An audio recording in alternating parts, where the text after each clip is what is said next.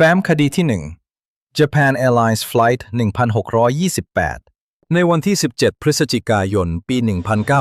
1986 เครื่องบินขนส่งสินค้า Boeing 747 ของสายการบิน Japan Airlines เที่ยวบิน 1628 กำลังบินผ่านน่านฟ้า阿拉斯การะหว่างเส้นทางจากยุโรปกลับญี่ปุ่น บนเครื่องในวันนั้นมีกัปตันเคนจูเทราอุจิพร้อมลูกเรืออีก2 คนแต่ระหว่างที่เครื่องกำลังบินอยู่เหนือท้องฟ้าอันมืดสนิทของ阿拉斯กาลูกเรือกลับเริ่มเห็นแสงประหลาดปรากฏขึ้นใกล้กับเครื่องบินช่วงแรกแสงเหล่านั้นอยู่ด้านหน้าของเครื่องเป็นเวลาประมาณ12 นาทีก่อนจะย้ายไปอยู่ทางด้านซ้ายของเครื่องอีกราว35 นาทีรวมแล้วเหตุการณ์ทั้งหมดกินเวลาเกือบ50 นาทีสิ่งที่ทำให้คดีนี้ไม่เหมือนการเห็นแสงประหลาดทั่วไปคือมันไม่ได้มีแค่คำบอกเล่าของนักบินเท่านั้นในเอกสารของ FAA มีการบันทึกว่าลูกเรือรายงานการเห็นวัตถุหรือแสงบนเรดาร์ของเครื่องบินและยังมีรายงานว่าฝั่งควบคุมการบินตรวจพบสัญญาณบางอย่างใกล้กับตำแหน่งของ JAL 1628 ด้วยแน่นอนว่าประเด็นนี้ยังเป็นข้อถกเถียงเพราะภายหลังมีผู้เสนอว่าสัญญาณเรดาร์บางส่วนอาจเป็นภาพซ้อนสัญญาณรบกวนหรือความคลาดเคลื่อนของระบบแต่สิ่งที่น่าสนใจคือในช่วงเวลานั้นคนบนเครื่องไม่ได้รู้สึกว่าพวกเขากำลังเจอแค่ความผิดพลาดของเครื่องมือกัปตันเทราอุจิเล่าว่าวัตถุหลักที่เขาเห็นมีขนาดใหญ่มากใหญ่จนเขาเปรียบว่าอาจมีขนาดระดับเรือบรรทุกเครื่องบินและรูปร่างของมันดูคล้ายวอลนัทหรือล้อเกวียนขนาดมหึมากัปตันยังเล่าต่อว่าแสงนั้นเข้ามาใกล้มากจนเขารู้สึกเหมือนมีความร้อนแผ่มาถึงใบหน้าทั้งที่ไม่มีเสียงเครื่องยนต์ไม่มีเสียงไอพ่นหรือเสียงใดๆให้ได้ยินหลังเครื่องลงจอดลูกเรือถูกสัมภาษณ์โดยเจ้าหน้าที่ FAA และในเอกสารมีการประเมินว่าพวกเขาเป็นลูกเรือที่มีความเป็นมืออาชีพมีเหตุผลและไม่มีประเด็นเกี่ยวกับแอลกอฮอล์หรือสารเสพติดแต่นั่นก็ไม่ได้ทำให้คดีนี้ถูกสรุปได้ง่ายๆเพราะในอีกด้านหนึ่งนักวิเคราะห์บางคนเสนอว่าสิ่งที่ลูกเรือเห็นอาจเป็นดาวพฤหัสบดีดาวอังคารแสงสะท้อนหรือความคลาดเคลื่อนของเรดาร์แต่ในอีกด้านหนึ่งสำหรับกัปตันเทราอุจิและลูกเรือสิ่งที่เกิดขึ้นในคืนนั้นดูเหมือนมีวัตถุบางอย่างที่บินอยู่ใกล้เครื่องบินของพวกเขาจริงๆหลังจากเหตุการณ์นี้กัปตันเทราอุจิได้ให้สัมภาษณ์กับสื่ออย่างตรงไปตรงมาและคดี JAL 1628 ก็เริ่มได้รับความสนใจมากขึ้นส่วนตัวกัปตันเทราอุจิเองมีรายงานว่าเขาถูกย้ายออกจากหน้าที่บินหรือถูกจำกัดบทบาทอยู่ช่วงหนึ่งหลังจากให้สัมภาษณ์เรื่องนี้แต่รายละเอียดเรื่องระยะเวลาและเหตุผลที่แท้จริงก็ยังไม่ชัดเจนทั้งหมดนี้จึงทำให้ Japan Airlines Flight 1628 กลายเป็นหนึ่งในคดี UFO ทางการบินที่น่าสนใจเพราะมีทั้งนักบินมืออาชีพเอกสาร FAA รายงานเรดาร์และคำอธิบายที่ยังถูกถกเถียงมาจนถึงปัจจุบันและคำถามที่ยังเหลืออยู่ก็คือในคืนนั้นเหนือน่านฟ้า阿拉斯กาลูกเรือของ JAL 1628 เห็นอะไรกันแน่แฟ้มคดีที่ 2 เทหะราน UFO Incident เตหะราน อิหร่าน 1976 กลางดึกวันที่ 19 กันยายน ปี 1976ประชาชนในกรุงเตหะรานเริ่มโทรแจ้งหอบังคับการบินเมหราบาดว่าเห็นแสงสว่างประหลาดลอยอยู่บนท้องฟ้าพยานหลายคนบอกว่าวัตถุนั้นไม่ได้เป็นเพียงแสงธรรมดาแต่มีไฟหลายสีทั้งแดงเขียวน้ำเงินและส้ม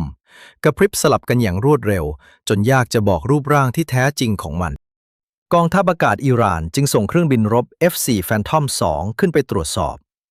เมื่อนักบินลำแรกเข้าใกล้วัตถุในระยะประมาณ25 ไมล์ทะเลจู่ๆระบบเครื่องมือและการสื่อสารในเครื่องก็ขัดข้องนักบินจึงต้องยุติการสกัดกั้นและบินกลับฐานแต่ทันทีที่บินออกห่างระบบทั้งหมดกลับมาทำงานได้เองจากนั้น F4 ลำที่ 2 ถูกส่งขึ้นไปคราวนี้เจ้าหน้าที่บนเครื่องสามารถล็อกเป้าด้วยเรดาร์ได้รายงานระบุว่าสัญญาณเรดาร์ของวัตถุนั้นมีขนาดเทียบได้กับเครื่องบินเติมน้ำมัน Boeing 707 แต่แสงของมันสว่างมากจนมองรูปร่างที่แท้จริงได้ยากแล้วเหตุการณ์ก็ยิ่งน่าขนลุกขึ้นไปอีกมีวัตถุสว่างอีกชิ้นหนึ่งแยกออกมาจากวัตถุหลักและพุ่งตรงเข้าหา F4 ด้วยความเร็วสูง นักบินคิดว่ามันอาจเป็นภัยคุกคามจึงพยายามยิงขีปนาวุธ AIM-9 Sidewinder สวนกลับไปแต่ในจังหวะนั้นเองระบบควบคุมอาวุธดับลงทันทีพร้อมกับระบบสื่อสารที่ขาดหายไปนักบินต้องหักเลี้ยวและดิ่งหลบอย่างฉุกเฉินก่อนวัตถุนั้นจะบินวนกลับไปรวมกับวัตถุหลักอีกครั้งไม่นานหลังจากนั้นมีวัตถุสว่างอีกชิ้นแยกตัวออกมาและพุ่งลงสู่พื้นดินเบื้องล่างด้วยความเร็วสูงลูกเรือคาดว่าอาจเกิดการระเบิดครั้งใหญ่แต่กลับไม่มีแรงระเบิดอย่างที่คาดไว้วัตถุนั้นดูเหมือนจะลงแตะพื้นอย่างนุ่มนวลและปล่อยแสงสว่างจ้าปกคลุมพื้นที่กว้างก่อนทุกอย่างจะเงียบลงนักบินจึงพยายามจดจำตำแหน่งนั้นเอาไว้เพื่อให้เจ้าหน้าที่กลับมาตรวจสอบในวันรุ่งขึ้นแต่ระหว่างบินกลับฐานเหตุการณ์ประหลาดก็ยังไม่จบเมื่อ F4 บินผ่านแนวหนึ่งใกล้สนามบินเมฮราบาดระบบสื่อสารของเครื่องถูกรบกวนอีกครั้งและที่น่าแปลกกว่านั้นเครื่องบินโดยสารพลเรือนที่กำลังเข้าใกล้สนามบินก็รายงานปัญหาวิทยุในบริเวณใกล้เคียงกันเช้าวันต่อมาเจ้าหน้าที่จึงบินเฮลิคอปเตอร์กลับไปยังจุดที่นักบินจดจำไว้แต่พื้นที่ตรงนั้นกลับว่างเปล่าไม่มีซากไม่มีหลุมไม่มีร่องรอยการตกจนกระทั่งเฮลิคอปเตอร์บินวนไปทางตะวันตกพวกเขากลับจับสัญญาณบีบบีบปริศนาได้สัญญาณนั้นดังที่สุดใกล้บ้านหลังหนึ่งและเมื่อสอบถามคนในบ้านพวกเขาบอกว่าคืนก่อนหน้าได้ยินเสียงดังสนั่นพร้อมกับเห็นแสงวาบจ้าเหมือนฟ้าแลบลงมาใกล้ๆหลังจากนั้นมีรายงานว่าจะตรวจพื้นที่เพิ่มเติมรวมถึงการตรวจหารังสีแต่ผลลัพธ์ของการตรวจสอบเหล่านั้นกลับไม่เคยถูกเปิดเผยอย่างชัดเจนอีกเลยแฟ้มคดีที่ 3 ป่าเรนโดลแชมป์ซัฟโฟกประเทศอังกฤษปลายเดือนธันวาคมปีคริสตศักราช 1980 ใกล้ฐานทัพอากาศ RAF Woodbridge และ RAF Bentwaters ในมณฑลซัฟโฟกประเทศอังกฤษเกิดเหตุการณ์ UFO ที่โด่งดังที่สุดคดีหนึ่งของยุโรปเหตุการณ์นี้ถูกเรียกว่า Rendlesham Forest Incident หรือที่หลายคนขนานนามว่า Roswell แห่งอังกฤษเพราะผู้เห็นเหตุการณ์ไม่ใช่ชาวบ้านทั่วไปแต่เป็นเจ้าหน้าที่ทหารอเมริกันที่ประจำการอยู่ในฐานทัพอังกฤษช่วงเวลานั้นคืนแรกของเหตุการณ์เจ้าหน้าที่รักษาความปลอดภัยเห็นแสงประหลาดสว่างวาบอยู่เหนือป่า Rendlesham ตอนแรกพวกเขาคิดว่าอาจมีเครื่องบินตกในป่าจึงส่งเจ้าหน้าที่ออกไปตรวจสอบแต่เมื่อเข้าไปในป่าพวกเขากลับพบแสงสีแปลกๆเคลื่อนที่อยู่ระหว่างต้นไม้บางรายงานระบุว่าพวกเขาเห็นวัตถุปริศนามีลักษณะคล้ายโลหะสีเข้มพร้อมแสงสีแดงฟ้าและขาวกระพริบอยู่รอบๆหนึ่งในพยานสำคัญคือจิมเพนนิสตันเจ้าหน้าที่กองทัพอากาศสหรัฐอเมริกาเขาอ้างว่าตนเองเข้าใกล้วัตถุปริศนามากพอจนเห็นว่ามันมีลักษณะคล้ายยานสามเหลี่ยมพื้นผิวเรียบไม่มีรอยต่อและไม่มีเครื่องยนต์ให้เห็นเพนนิสตันยังอ้างว่าเขาได้สัมผัสกับผิวของวัตถุนั้นด้วยมือของตัวเองซึ่งถูกเล่าเพิ่มเติมในภายหลังไม่นานหลังจากนั้นวัตถุดังกล่าวก็หายไปจากพื้นที่แต่เรื่องยังไม่จบไม่กี่คืนต่อมาพันโทชาร์ลส์ฮอตรองผู้บัญชาการฐานทัพได้นำทีมเจ้าหน้าที่กลับเข้าไปตรวจสอบจุดเกิดเหตุครั้งนี้พวกเขาพบรอยกดบนพื้นดินเป็นรูปสามเหลี่ยมคล้ายรอยขาตั้ง3 จุดมีการใช้เครื่องตรวจวัดรังสีและพบว่าบางจุดมีค่ารังสีสูงกว่าพื้นที่โดยรอบฮอตยังพกเครื่องบันทึกเสียงเข้าไปด้วยเสียงที่ถูกบันทึกไว้ในคืนนั้นกลายเป็นหนึ่งในหลักฐานสำคัญของคดีนี้ในเทปเสียงเจ้าหน้าที่รายงานว่าเห็นแสงสีแดงเคลื่อนที่อยู่ในป่าและเห็นแสงสว่างบนท้องฟ้าที่เหมือนแยกออกเป็นหลายดวงบางช่วงพวกเขาระบุว่าแสงนั้นดูเหมือนจะส่องลำแสงลงมายังพื้นดินสำหรับเจ้าหน้าที่ที่อยู่ในเหตุการณ์สิ่งที่เห็นไม่เหมือนเครื่องบินไม่เหมือนเฮลิคอปเตอร์และไม่เหมือนดาวตกธรรมดาแต่ในอีกด้านหนึ่งฝ่ายที่ไม่เชื่อเรื่อง UFO เสนอคำอธิบายว่า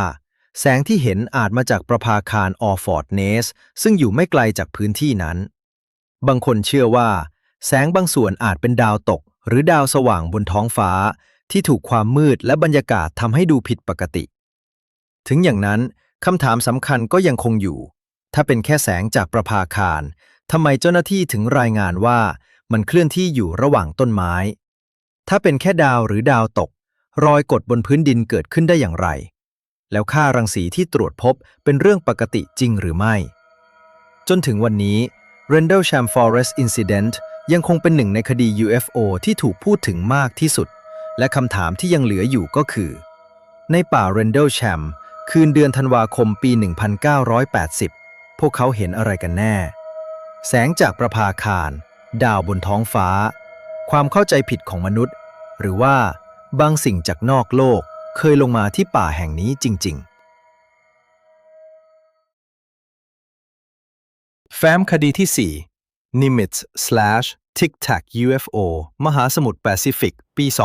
2004 กองเรือ USS Nimitz กำลังฝึกซ้อมอยู่นอกชายฝั่งแคลิฟอร์เนียตอนใต้ขณะเดียวกันเรือรบ USS Princeton ตรวจพบวัตถุปริศนาหลายครั้งบนระบบเรดาร์ Aegis SPY-1 บางครั้งวัตถุเหล่านี้ปรากฏที่ความสูงเหนือ 80,000 ฟุตก่อนจะลดระดับลงมาอย่างรวดเร็วแถว 20,000 ฟุตแล้วค้างอยู่นานผิดปกติในวันเกิดเหตุกองทัพจึงส่งเครื่องบิน F/A-18F Super Hornet 2 ลำนำโดยนาวาโทเดวิดเฟรเวอร์ออกไปตรวจสอบเมื่อไปถึงพื้นที่นักบินทั้ง 4 คนมองลงไปที่ทะเลและเห็นผืนน้ำสีขาวปั่นป่วนเหมือนมีบางอย่างขนาดใหญ่อยู่ใต้ผิวน้ำและเหนือบริเวณนั้นมีวัตถุสีขาวรูปร่างคล้ายลูกอมทิกแท็กลอยและเคลื่อนที่อย่างฉับพลันไม่มีปีกไม่มีหางไม่มีใบพัดและไม่มีร่องรอยระบบขับเคลื่อนที่มองเห็นได้เมื่อเฟรเวอร์ตัดสินใจลดระดับลงไปใกล้วัตถุนั้นกลับหันแกนลำตัวเข้าหาเครื่องบินและเริ่มไต่ระดับขึ้นคล้ายกับกำลังตอบสนองต่อการเคลื่อนไหวของเขาจากนั้นในจังหวะที่เครื่องบินเข้าใกล้วัตถุทิกแท็กก็เร่งความเร็วหายไปต่อหน้าต่อตานักบินอีกลำที่บินอยู่ด้านบนก็สูญเสียการมองเห็นเช่นกันไม่นานหลังจากนั้น USS Princeton แจ้งว่าวัตถุเดียวกันไปปรากฏบนเรดาร์ที่ CAP Point หรือจุดนัดพบของภารกิจซึ่งอยู่ห่างออกไปราว 60 ไมล์ราวกับว่ามันรู้ตำแหน่งที่นักบินควรจะกลับไปคดีนี้กลายเป็นหนึ่งในเคส UFO/UAP ที่โด่งดังที่สุดเพราะมีทั้งพยานนักบินทหารหลายคนข้อมูลจากเรดาร์ของเรือรบและคลิปอินฟราเรด FLIR-1 ที่ถูกถ่ายโดยลูกเรืออีกชุดหลังเหตุการณ์ก่อนที่กระทรวงกลาโหมสหรัฐอเมริกาจะเผยแพร่วิดีโอเหล่านี้อย่างเป็นทางการในปี 2020 พร้อมระบุว่าปรากฏการณ์ในวิดีโอยังคงถูกจัดว่าเป็น unidentified หรือยังไม่สามารถระบุได้บทสรุปจบแบบระบุไม่ได้และถ้ามันไม่ใช่ยานของมนุษย์และสิ่งที่นักบินรบระดับท็อปทั้ง 4 คนเห็นในวันนั้นคืออะไรกันแน่แฟ้มคดีที่ 5 ODNIUAP Report 2021 จุดจบของการปฏิเสธนี่ไม่ใช่คดี UAP เดี่ยวๆแต่คือจุดเปลี่ยนทางประวัติศาสตร์ของรัฐบาลสหรัฐอเมริกาวันที่ 25 มิถุนายน 2021 สำนักงานผู้อำนวยการข่าวกรองแห่งชาติสหรัฐอเมริกาหรือ ODNI ได้เผยแพร่รายงานเบื้องต้นเกี่ยวกับ UAP ต่อสาธารณะภายใต้ข้อกำหนดจากสภาคองเกรสรายงานฉบับนี้รวบรวมข้อมูลการพบเห็น UAP จากแหล่งข้อมูลของรัฐบาลสหรัฐอเมริกาโดยเน้นเหตุการณ์ที่เกิดขึ้นระหว่างปี 2004 ถึง 2021 รวมทั้งหมด 144 รายงานผลลัพธ์คือจากทั้งหมด 144 เคสรัฐบาลสหรัฐอเมริกาสามารถอธิบายได้อย่างมั่นใจเพียง 1 เคสว่าเป็นบอลลูนขนาดใหญ่ที่กำลังยุบตัวส่วนอีก 143 เคสที่เหลือยังอธิบายไม่ได้และที่ทำให้เรื่องนี้ไม่ธรรมดาคือบางเหตุการณ์ไม่ได้ถูกเห็นด้วยตาเปล่าเพียงอย่างเดียวแต่มีการตรวจจับด้วยหลายระบบทั้งเรดาร์อินฟราเรดกล้องไฟฟ้าแสงระบบเล็งอาวุธและการมองเห็นจากนักบิน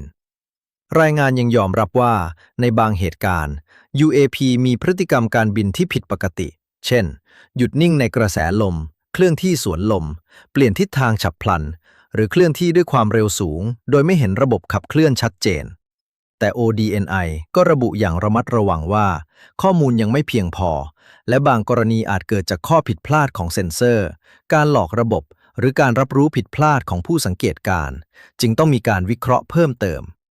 ถึงอย่างนั้นรายงานก็ยอมรับชัดเจนว่า UAP เป็นปัญหาด้านความปลอดภัยในการบินและอาจเป็นความท้าทายต่อความมั่นคงแห่งชาติหากมันเกี่ยวข้องกับเทคโนโลยีของประเทศคู่แข่งหรือระบบสอดแนมที่ล้ำหน้ากว่าที่สหรัฐอเมริกาเข้าใจสิ่งที่น่ากลัวที่สุดของรายงานฉบับนี้อาจไม่ใช่คำว่า UAP แต่อาจเป็นการที่รัฐบาลสหรัฐอเมริกายอมพูดต่อหน้าคนทั้งโลกว่า พวกเขามีข้อมูลจริง มีนักบินเห็นจริง มีเซ็นเซอร์ตรวจจับจริง แต่ส่วนใหญ่ยังไม่มีใครอธิบายได้ และรายงานที่ประชาชนได้อ่านมีเพียง9 หน้าเท่านั้น คำถามจึงไม่ใช่แค่ว่าวัตถุเหล่านั้นคืออะไร แต่คือในข้อมูลฉบับเต็มที่เราไม่เคยได้เห็น ยังมีอะไรซ่อนอยู่อีกบ้าง แล้วก็จบกันไปกับ 5 แฟ้มคดี UAP ถ้าชอบกดติดตามไว้เพื่อไม่พลาดงานใหม่ๆ และขอบพระคุณที่รับชมมาถึงตรงนี้ สวัสดีครับ